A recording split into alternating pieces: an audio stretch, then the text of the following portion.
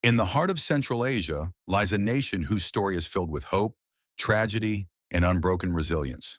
For 4 decades, Afghanistan lived under the rule of its last king, Mohammad Zahir Shah. This period is remembered as one of the most peaceful eras in modern Afghan history, but behind the calm surface, political tensions, foreign influences, and rival ideologies were quietly shaping the country's future. Today, we look back at the final days of the Afghan monarchy and the events that opened the door to decades of turmoil. Zahir Shah became king in 1933 after the assassination of his father, Nadir Shah.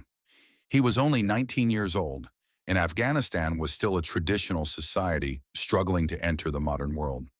Under his rule, the country began slow but steady modernization.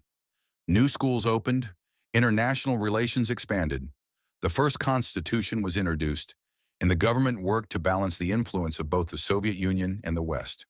For many Afghans, this era symbolized stability. There were no major wars and life moved cautiously toward progress.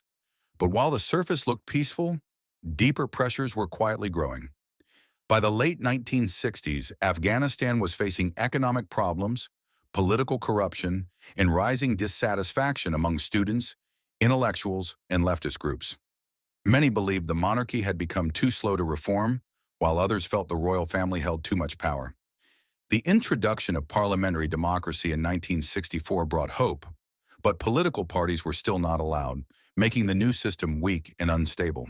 These pressures created an environment where ambitious political actors began to see opportunity. In July 1973, while King Zahir Shah was in Italy for medical treatment, his cousin Mohammad Daoud Khan led a bloodless coup. With support from leftist military officers, Daoud Khan overthrew the monarchy and declared Afghanistan a republic. For the first time in 40 years, Afghanistan no longer had a king. The peaceful era of the monarchy had come to an end. Daoud promised modernization and reform, but the political landscape was already shifting in dangerous ways. During this period, leftist political groups gained significant influence. The People's Democratic Party of Afghanistan, divided into the Khalq and Parsham factions, expanded its presence inside the military and government institutions. Afghanistan was entering a new era driven by ideological struggle, regional interference, and Cold War tensions.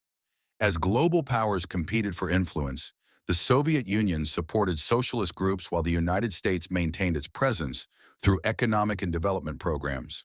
Afghanistan's political environment became increasingly unstable, and the events that followed would lead to the Saur Revolution, foreign invasions, civil war, and decades of conflict.